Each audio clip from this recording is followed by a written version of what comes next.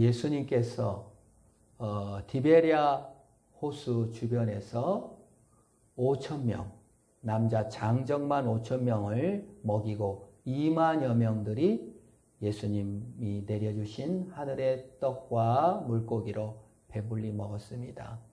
백성들은 거기 남아있는 거예요. 예수님을 왕 삼으려고. 왕 삼으려고 남아있다 보는데 제자들은 배를 타고 가는 겁니다. 그 남아있던 5,000명, 2만 명이 보니까 예수님은 안 떠나셨어요. 그래서 백성들이 거기서 야영을 합니다. 여러분, 누구를 따라갔는데 거기서 야영하기가 쉬워요, 어려워요? 쉽지 않은 일이에요. 야영을 하고 예수님을 찾는데 예수님이 안 보이는 거예요. 그런데 오늘 성경에 보면은 배가 또 왔어요. 예수님을 이제 왕으로 옹립하기 위해서 배들이 많이 온 거예요. 인편으로 소식을 전했든지 본격적으로 이제 새로운 나라를 꿈꾸기 위해서 배가 많이 왔는데 예수님이 없으니까 야영했던 사람들과 새로 배가 온 배를 타고 예수님을 찾아 가버나움으로 예수님을 찾아가 만났습니다. 그런데 예수님께서 아이고 수고했구나. 나를 찾느라고 얼마나 애썼니?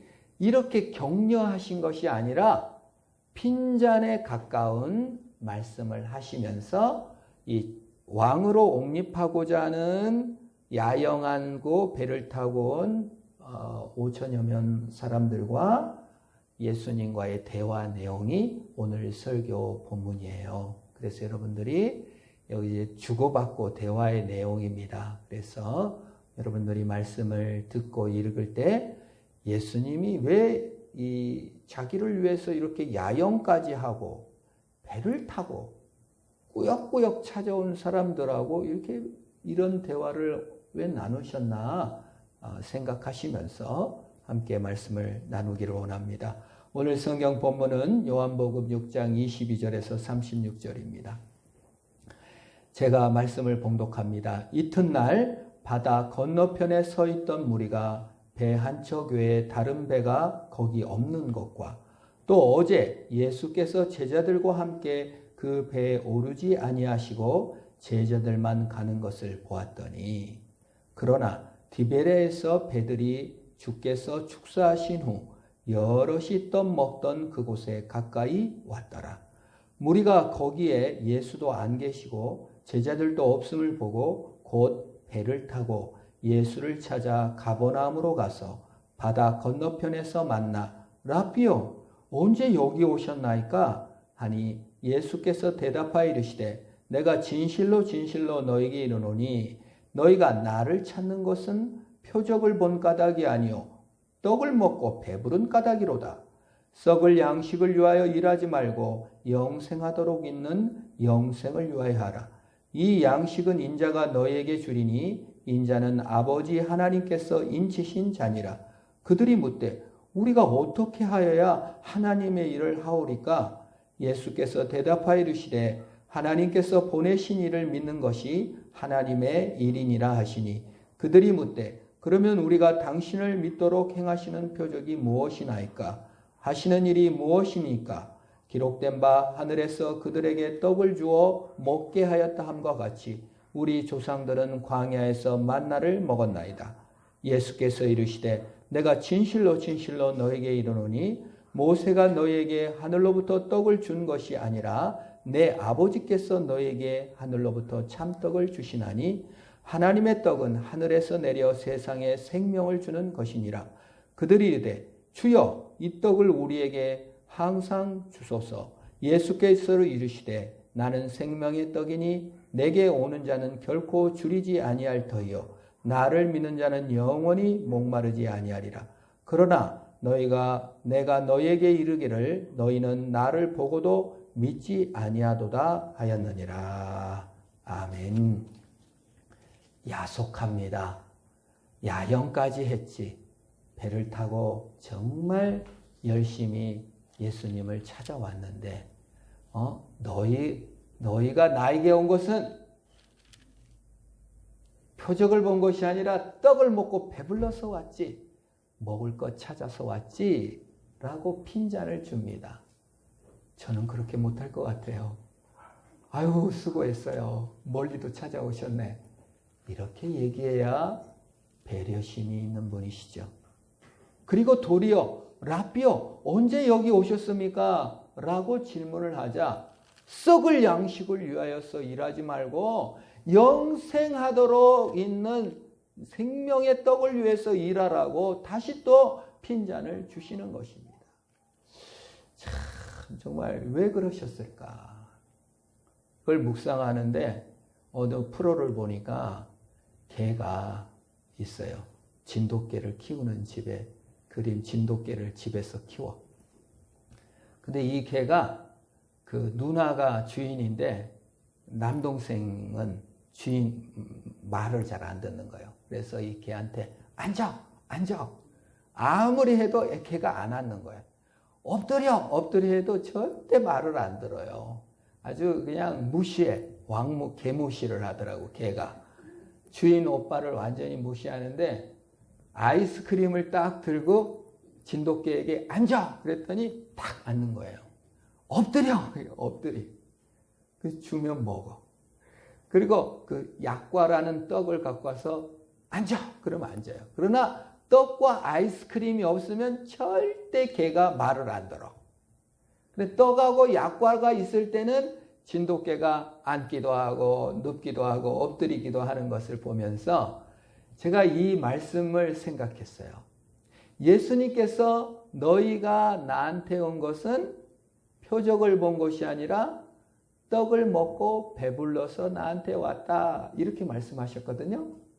그 말은 뭡니까? 너희가 떡 때문에 나를 따라왔고 떡 때문에 나에게 순종하는 척 한 거지 진짜로 나를 사랑하고 생명과 영생을 얻으려고 온 것은 아니다라고 예수님께서 딱 직언해서 말씀해 주시는 거예요. 개가 사람을 조종하는 것을 보면서 내가 개를 조종하는 게 아니라 내가 개를 다스리는 게 아니라 사실은 개가 떡 때문에 약과 아이스크림 때문에 주인에게 복종해 준 척 하듯이 많은 백성들이 야영을 하고 또 배를 구해서 가버나움까지 찾아온 것은 너희가 정말 나를 사랑하고 나를 복종하기 위해서 온 것이 아니라 떡을 먹고 배불렀기 때문이다 라고 지적하고 있는 것입니다. 하나님의 일은 그 보내신 자 예수 그리스도를 믿는 것이고 영생을 주시는 그 구원을 받아들여라. 하나님의 구원을 받아들이라고 예수님께서 말씀하십니다. 그러자 백성들이 말해요. 하나님의 일이 무엇입니까? 라고 대묻고 있는 것을 볼 수 있습니다. 하나님의 일은 하나님이 보내신 자 예수 그리스도를 믿고 받아들이는 것입니다. 하나님의 일은 영생의 떡을 받아들이는 것입니다. 내가 이루는 나의 나라에서 벗어나야 됩니다. 우리가 하나님을 믿을 때 가장 어려운 부분이 이 지점이에요. 내가 이루고자 하는 나의 세속 도시를 이룰 것인가? 하나님이 이루고자 하시는 하나님의 나라를 이룰 것인가의 싸움이 우리 믿음의 싸움입니다. 믿음을 시작하는 순간 우리에게는 투쟁이 시작돼요. 세속 도시의 왕국을 건설하기 위해서 하나님을 믿는 것인가? 아니면 하나님의 나라의 완성을 위하여 하나님을 믿을 것인가의 싸움이 시작됩니다. 이게 세속 도시와 하나님의 나라의 싸움이에요. 최초로 세속 도시를 만든 사람은 가인입니다. 가인은 두려움 때문에 자신을 보호하기 위해서 도시를 만들었습니다. 최초의 음악이 가인의 후예들이 만들어냈습니다. 문명, 철기 문명, 그 다음에 이런 과학적 발전을 도시 속에서 가인이 만들어냈습니다.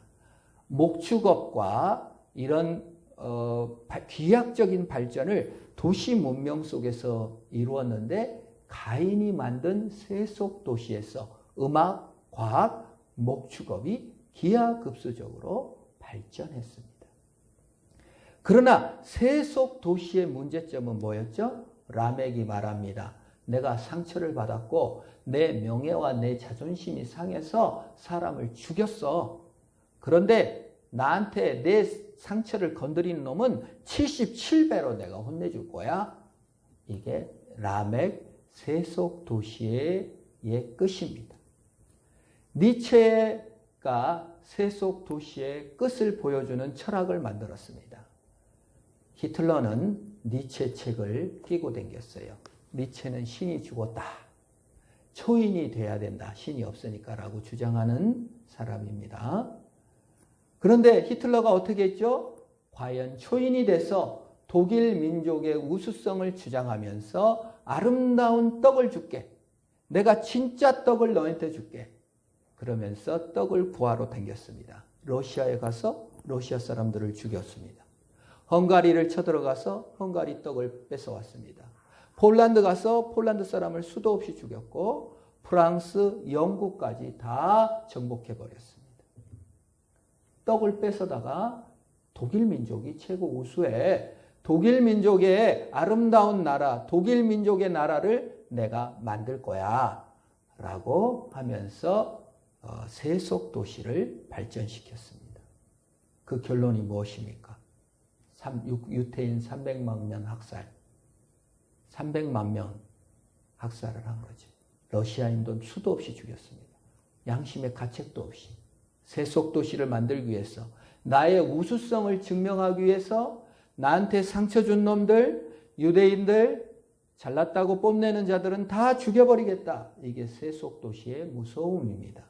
세속 도시가 공산주의로 흘러들어가면 어떻습니까? 수단과 방법을 가리지 않고 세속 도시는 공산혁명을 일으켜서 무자비하게 죽였죠. 무신론으로 들어가면 어떻습니까? 세속 도시가. 옥스퍼드 대학이 전 세계에서 항상 1위 대학입니다. 하버드, 옥스퍼드. 미국 대통령들이 거의 다 옥스퍼드를 나왔다고 자랑합니다. 옥스퍼드 로고 마크가 뭐냐면 주님은 나의 빛이에요. 우리 총장 직인 딱 찍히면 그게 라틴어로 주님은 나의 빛이라는 문구가 옥스퍼드에 찍혀 있고, 국교가 기독교에 있던 영국은 그렇게 기독교 대학을 만든 겁니다. 그러나 무신론이 들어가니까 옥스퍼드에서 무신론자들도 교수로 학장으로 받아들였는데, 지금 옥스퍼드 대학 총장이나 학장들이 교수로 임용하면서 서명을 받는데 나는 창조주를 믿지 않는다 하고 사인을 해야 교수 임용을 시켜주고 있는 시대가 되고 말았습니다. 무신론은 대단히 편견스럽습니다. 여러분, 세속도시는 대단히 편견이 많아요. 관용이 없습니다. 그래서 그 서명 받는 난에도 주님은 나의 빛이라는 로고가 박혀 있는 거예요. 어떻습니까? 동성 연애자들이 편견이 많이 있습니다. 우리는 그들을 받아들일 수 있는데 교육을 하면 학교에서나 어디 자기 가치를 표명했을 때 잘린다는 거예요. 그 소수법이 통과가 되면 독소 조항을 넣어놓는 것이죠. 무신론의 편견, 세속도시의 편견은 대단히 무서운 것입니다. 하나님을 편견과 하나님의 심판을 믿지 않는 세속도시에서는 대단히 무섭습니다. 어떤 분이 하나님은 편견이 많고 어떻게 누구는 죽고 누구는 살리냐 이걸 막 주장하는 글을 보았습니다. 근데 그분이 그 글을 말미에 자기는 낙태가 권리라는 거예요. 임산부의 권리, 여성분의 주장입니다. 낙태가 권리라고 계속 주장하라는 거예요. 이제 그 여자분하고 이제 신학교 교수하고 이렇게 어떤 논쟁이 있었어요. 신학교 교수님이 말하는 거예요. 당신은 카트리나나 태풍 또는 질병으로 사람이 죽는 것이 하나님의 불의하고 누구는 죽이고 살린다고 막 비난을 하는데 당신은 매일 임산부가 낙태를 하는 것이 자신의 권리라고 주장을 하고 계시는데 어느 임산부가 사람을 죽이고 태아를 죽이고 살리는 거 자기 멋대로 그렇게 결정하는 것은 옳은 것입니까? 라고 질문을 한 거예요. 미국 모든 선진국에서요, 진보적이라는 사람들은요, 모든 임산부가 낙태를 권리라고 주장합니다. 생명을 죽이고 살리고를 자기가 하는 거야. 그러면서 그들이 진보적인 대다수가 하나님은 불의하시다. 이게 세속도시의 편견입니다. 무서운 무신론의 편견이 우리 시대를 지배하고 있는 거예요. 이 세속도시의 편견들이 예수 그리스도께 와서 떡을 내놓지 않으면 나는 순종하지 않을 겁니다 라고 주장하고 있는 것입니다. 떡을 내놓으시오. 그럴 때 예수님께서 썩을 양식을 위하여 일하지 말고 영생하도록 나는 양식을 위해서 일해라라고 오히려 말하고 하나님의 일은 하나님이 주신 영생 선물을 받아들이는 것이라고 말을 하는 것입니다. 이걸 생각하면서 동화책이 생각나요. 옛날에 어떤 엄마가 아버지가 죽고 떡 장사를 나갔습니다. 떡을 팔아요. 근데 떡이 이제 7개 남았습니다. 날이 어두워져서 이제 아들과 딸이 기다리는 곳으로 가요. 근데 고개가 12고개야. 집까지 가려면.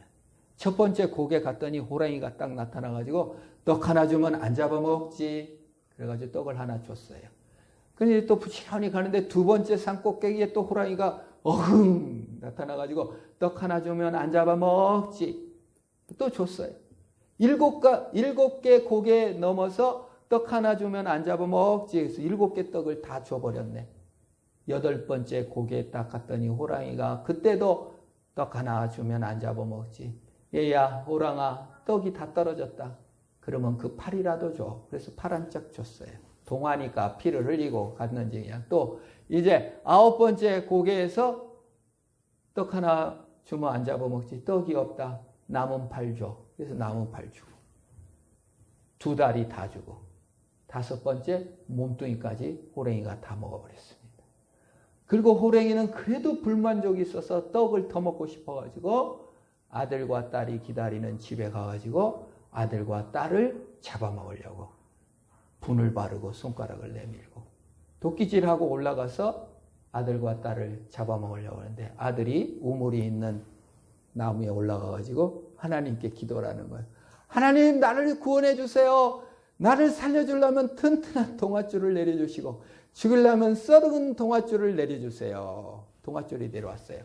딱 붙잡고 하늘로 쭉 올라가갖고 한 명은 해가 되고 한 명은 달이 됐다. 그 내용입니다. 호랑이도 나무 꼭대기에 올라가서 기도를 합니다. 하나님 나에게도 이 맛있는 떡을 주시려면은 튼튼한 동아줄을 내려주시고 죽이려면 썩은 동아줄을 내려주세요. 동아줄이 딱 내려왔어요. 호랑이가 옳지 하나님도 나한테 떡을 주시려면 나보다 하고 동아줄 딱 잡고 툭 떨어져서 땅에 피를 흘리고 죽었다. 그 동화가 기억하면서 참 제가 은혜가 되더라고요. 어떤 의미에서 우리 내면에는 이 무서운 호랭이가 내 안에 있습니다. 어떤 떡도 만족하지 못해요. 12곱이 인생의 고비고비마다 떡을 먹어야만 살 것 같고 떡이 떨어지면 내 살이라도 파먹고 내 다리라도 파먹고 내 자식을 파먹어서라도 자기 만족을 구하는 호랭이가 우리 안에 들어와 있다 그 말입니다. 그 호랑이가 자기 구원을 위해서, 자기 썩을 떡을 위해서 하나님께 기도하는데 구원은 없고 썩은 동아줄이 돼서 땅에 떨어져 피를 흘려 죽는다 그 말입니다. 우리 안에 무서운 호랭이를 쫓아내시기를 축원합니다. 썩을 떡을 위하여 일한다는 것이 이런 것입니다.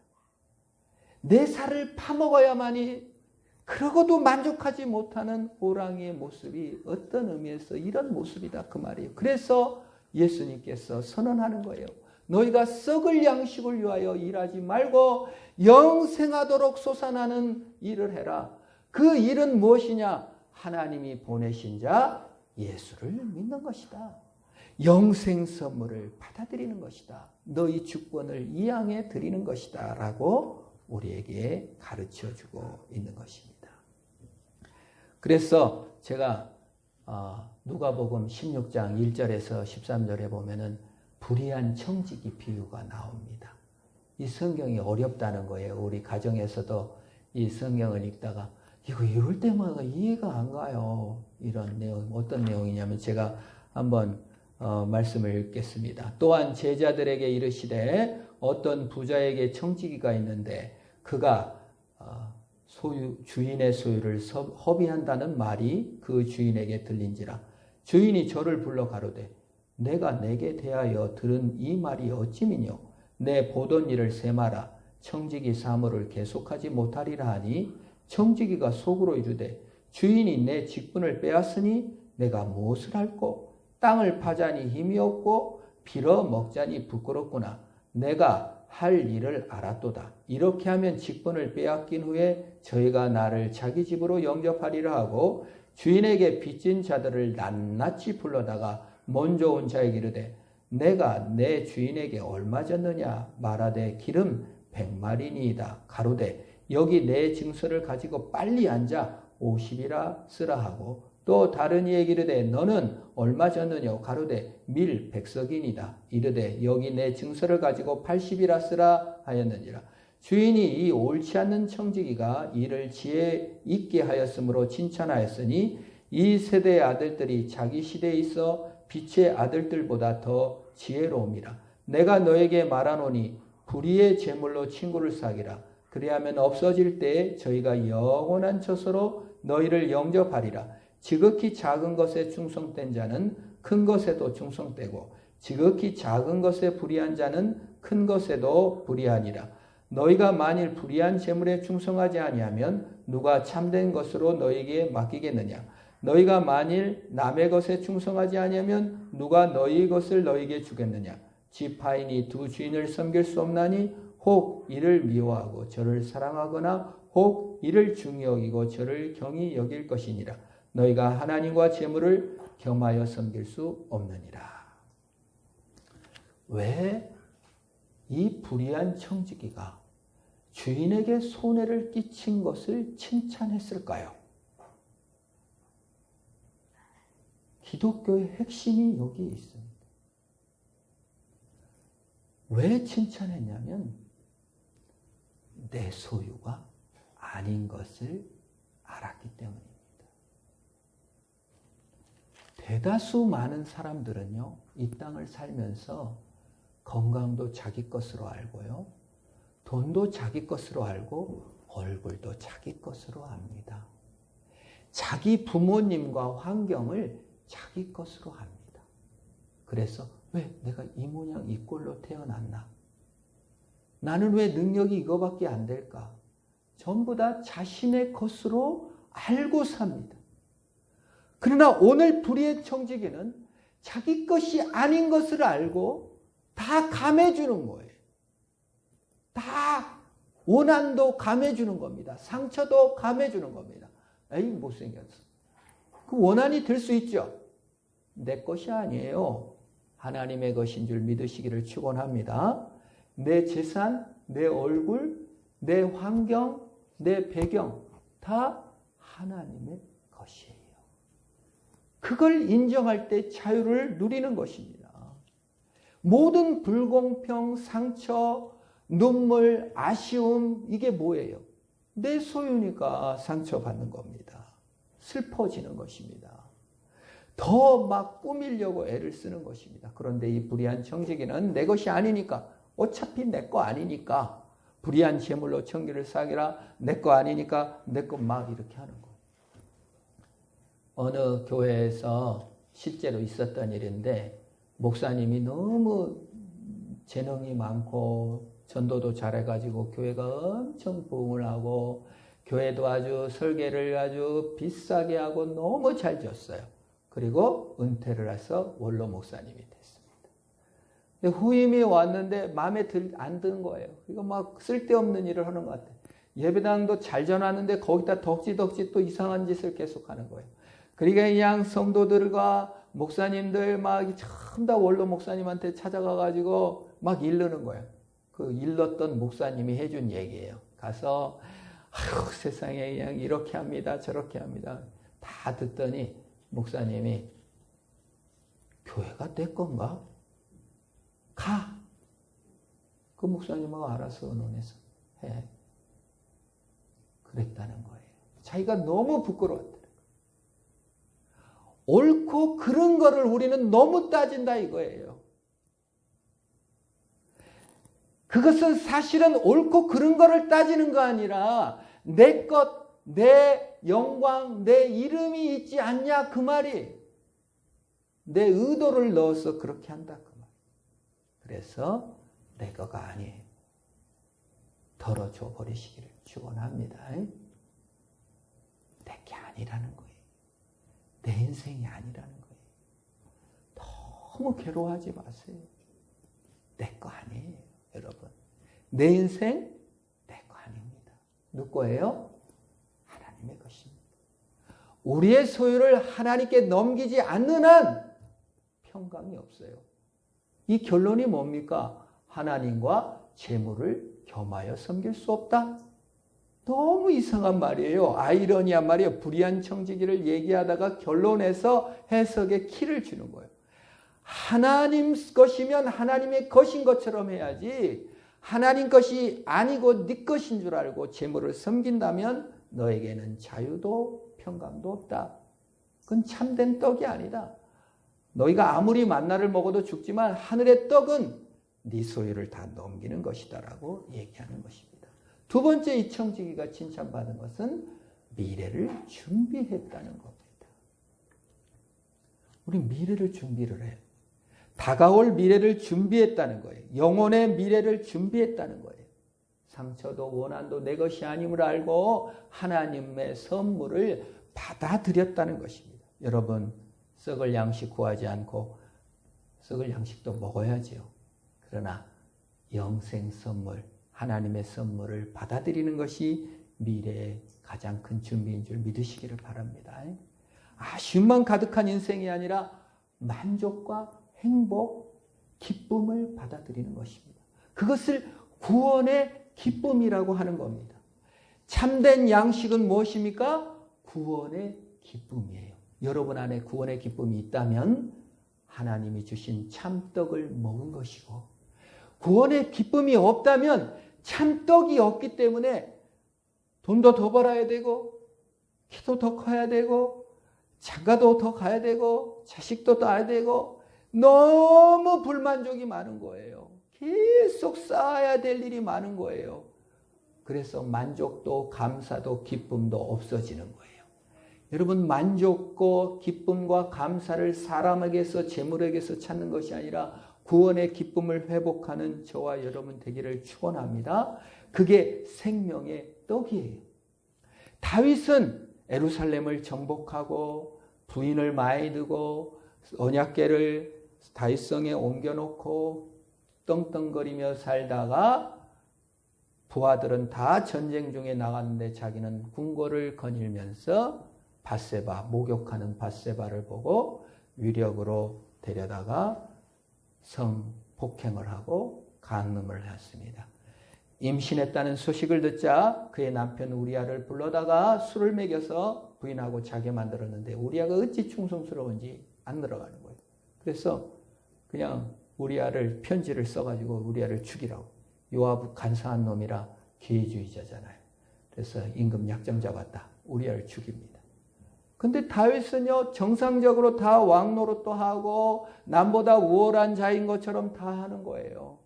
그때 나단이 와가지고 어떤 부자가 양도 많은데 손님이 왔는데 가난한 집 양을 뺏어다가 손님을 대접했습니다. 그랬더니 다윗이 얼굴이 푸르락푸르락 화를 내면서 큰 나쁜 놈은 내가 잡아다가 사형을 쳐버릴 거예요. 그랬더니 나단이 너입니다. 네가 그 놈입니다. 깜짝 놀라가지고 울며 기도하는데 그 기도가 뭐예요? 내가 행한 거 잘못했습니다. 살인죄 졌습니다. 간음죄 졌습니다. 내 행한 것이 정말 나쁜 놈입니다. 이걸 회개한 게 아니라 시편 51편에 보면 본질적으로 인간은 어쩔 수 없이 죄성에 빠질 수밖에 없고 연약해질 수밖에 없는 존재입니다. 내가 정상적으로 사고도 하고 재판도 하고 다 했지만 나에게 없는 것이 만족과 감사와 기쁨이었습니다. 구원의 기쁨이 없어졌습니다. 라고 합니다. 그래서 노래가 있잖아요. 51편. 정결한 마음 주시옵소서 오 주님 정직한 영을 새롭게 하소서 나를 주님 앞에서 멀리 하지 마시고 주의 성령을 거두지 마옵소서 그 구원의 기쁨 다시 회복시키시고 변치 않는 마음 내 안에 주소서 이렇게 기도했어요. 구원의 기쁨을 주옵소서 우리의 기도가 되기를 축원합니다. 예수님께서 주신 생명의 떡은 우리의 성공의 발판을 주시겠다. 우리의 건강의 발판을 주시겠다. 우리를 영광의 자리로 앉히는 발판을 주시겠다가 아니라 구원의 기쁨을 주시겠다는 말씀인 줄 믿으시기를 바랍니다.